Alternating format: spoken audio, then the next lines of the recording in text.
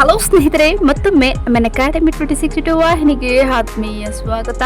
ವಿವಿಧ ಸ್ಪರ್ಧಾತ್ಮಕ ಪರೀಕ್ಷೆಗಳ ನೇಮಕಾತಿ ಕುರಿತಂತೆ ಈಗ ರಾಜ್ಯದಲ್ಲಿ ಒಳ ಮೀಸಲಾತಿ ತೀರ್ಮಾನದ ಬಳಿಕ 50,000 ಸರ್ಕಾರಿ ಹುದ್ದೆಗಳ ನೇಮಕಾತಿಗೆ ಈಗ ವಿಶೇಷವಾಗಿ ಸಚಿವ ಸಂಪುಟ ಸಭೆಯಲ್ಲಿ ಒಳ ಮೀಸಲಾತಿ ಬಗ್ಗೆ ಚರ್ಚಿಸಲಿದ್ದಾರೆ. ಸ್ನೇಹಿತರೆ, ಯಾವ ತಿಂಗಳು ಇದಕ್ಕೆ ಸಂಬಂಧಂತೆ ಸ್ಪರ್ಧಾತ್ಮಕ ಪರೀಕ್ಷೆಗಳಿಗೆ ಏನೆಲ್ಲ ಅಪ್ಡೇಟ್ ಅನ್ನು ತಿಳಿಸಿದ್ದಾರೆ, ಕಂಪ್ಲೀಟ್ ಮಾಹಿತಿ ಈ ಒಂದು ವಿಡಿಯೋ ಮುಖಾಂತರ ನೋಡ್ತಾ ಹೋಗೋಣ. ಇದಕ್ಕೆ ಸಬ್ಸ್ಕ್ರೈಬ್ ಮಾಡಿಕೊಳ್ಳದೆ ನೋಡ್ತಾ ಇರುವಂತಹ ಎಲ್ಲ ಸ್ಪರ್ಧಾ ಆಕಾಂಕ್ಷಿಗಳು ಲೇಟೆಸ್ಟ್ ಅಪ್ಡೇಟ್ಗಳಿಗಾಗಿ ನಮ್ಮ ಎಮ್ಎನ್ ಅಕಾಡೆಮಿ 2062 ವಾಹಿನಿಗೆ subscribe to bell icon all in ಆಪ್ಷನ್ಗೆ ತಪ್ಪದೇ ಸೆಲೆಕ್ಟ್ ಮಾಡಿಕೊಳ್ಳಿ ಸ್ನೇಹಿತರೆ ಅಂತ ಹೇಳ್ತಾ ಮಾಹಿತಿಗೆ ಬರೋಣ.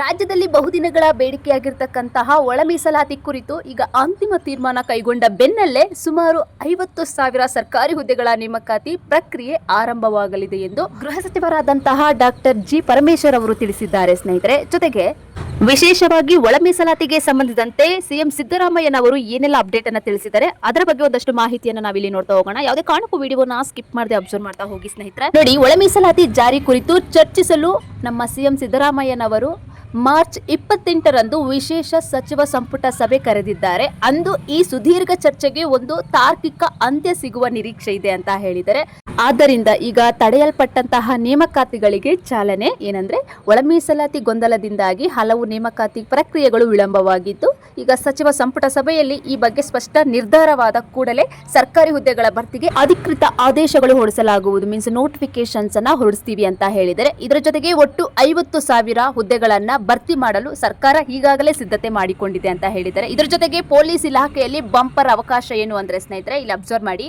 ಗೃಹ ಸಚಿವರಾದಂತಹ ಡಾಕ್ಟರ್ ಜಿ ಪರಮೇಶ್ವರ್ ಅವರ ಪ್ರಕಾರ ಕೇವಲ ಪೊಲೀಸ್ ಇಲಾಖೆಯೊಂದರಲ್ಲೇ ಸುಮಾರು 8,000 ಹುದ್ದೆಗಳು ಖಾಲಿ ಇದ್ದು, ಇವುಗಳನ್ನ ತುರ್ತಾಗಿ ಭರ್ತಿ ಮಾಡಲಾಗುವುದು. ಹಾಗೆ ಇಲ್ಲಿ ಅಬ್ಸರ್ವ್ ಮಾಡಿ ನೋಡಿ, ಸಚಿವ ಸಂಪುಟದ ತೀರ್ಮಾನ ಹೊರಬರುತ್ತಿದ್ದಂತೆ ಅಭ್ಯರ್ಥಿಗಳ ಆಯ್ಕೆ ಪ್ರಕ್ರಿಯೆಯನ್ನ ಅತ್ಯಂತ ವೇಗವಾಗಿ ನಡೆಸಲು ಸರ್ಕಾರ ಬದ್ಧವಾಗಿದೆ ಎಂದು ಗೃಹ ಸಚಿವರಾದಂತಹ ಡಾಕ್ಟರ್ ಜಿ ಪರಮೇಶ್ವರ್ ಅವರು ವಿಶ್ವಾಸ ವ್ಯಕ್ತಪಡಿಸಿದ್ದಾರೆ. ಸ್ನೇಹಿತರೆ, ನೋಡೋಣ, ಇದೇ ತಿಂಗಳು ಮಾರ್ಚ್ 28ಕ್ಕೆ ಸಚಿವ ಸಂಪುಟ ಸಭೆಯಲ್ಲಿ ಏನೆಲ್ಲ ತೀರ್ಮಾನ ಕೈಗೊಳ್ತಾರೋ ಅದರ ಮೇಲೆ ನೇಮಕಾತಿ ಪ್ರಕ್ರಿಯೆಗಳು ಪ್ರಾರಂಭವಾಗಬಹುದು ಅಂತ ಹೇಳ್ತಾ ಇದಿಷ್ಟು ಮಾಹಿತಿ ಈ ಒಂದು ವಿಡಿಯೋದಲ್ಲಿ ನಿಮಗೆ ಸಾಧ್ಯವಾದಷ್ಟು ತಿಳಿಸಲಾಗಿದ್ದು. ಇದೇ ತರದ ಲೇಟೆಸ್ಟ್ ಅಪ್ಡೇಟ್ಗಳಿಗಾಗಿ ಗೊತ್ತಲ್ವಾ, ನಮ್ಮ ಎಮ್ಎನ್ ಅಕಾಡೆಮಿ ವಿಡಿಯೋ ವಾಹಿನಿಗೆ subscribe bell icon all in ಆಪ್ಷನ್ಗೆ ತಪ್ಪದೇ ಸೆಲೆಕ್ಟ್ ಮಾಡಿಕೊಳ್ಳಿ ಸ್ನೇಹಿತರೆ. ಇದೇ ತರದ ಲೇಟೆಸ್ಟ್ ಅಪ್ಡೇಟ್ಗಳು ಮೊದಲು ನಿಮಗೆ ರೀಚ್ ಆಗುತ್ತೆ.